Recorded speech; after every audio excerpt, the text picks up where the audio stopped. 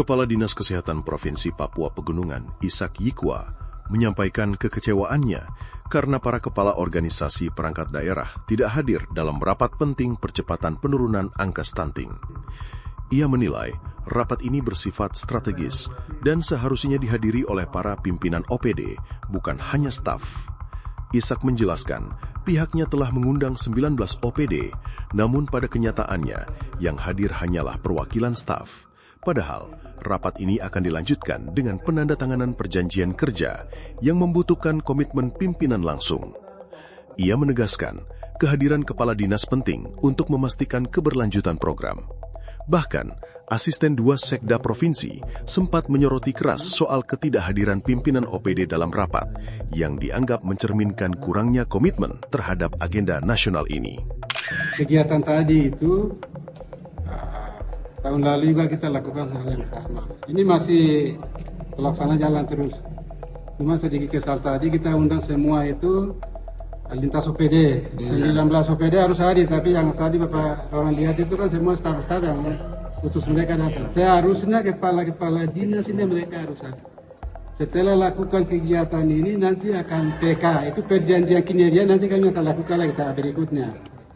Itu harus kembali komitmen tanda tangan oleh kepala-kepala dinas, tapi tadi teman-teman wartawan lihat di situ ada staf semua datang. Makanya tadi pembukaan kegiatan Pak juga sedikit marah. Iya. Memang ini kita berusaha sampai bagaimana caranya untuk menekan stunting ini. Dalam keterangannya, Ishak menekankan, penanganan stunting bukan hanya tanggung jawab Dinas Kesehatan saja, tetapi seluruh OPD harus terlibat aktif. Ia menekankan bahwa hal ini merupakan bagian dari program Presiden. Ishak menyebut angka stunting di wilayah Papua Pegunungan saat ini masih tergolong tinggi. Karena itu, diperlukan kerja bersama dan intervensi menyeluruh dari semua sektor, tidak bisa hanya Dinas Kesehatan saja. Ya, stunting ini angka di dalam kertas ya, itu 37,5 itu memang angkanya tinggi. Untuk saat ini, Bu? Iya, saat ini untuk angka Provinsi Papua Pegunungan ini.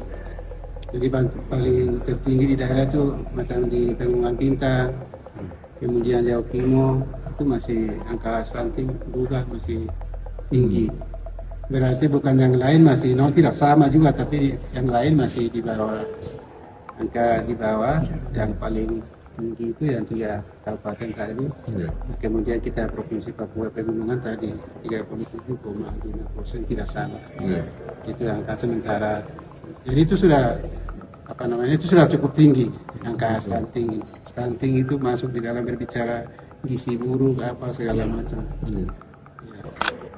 Ya, namanya stunting gizi buruk ini bukan hanya tanggung jawab Dinas Kesehatan, tidak sebenarnya. Ini semua OPD harus terlibat karena ini ya program Presiden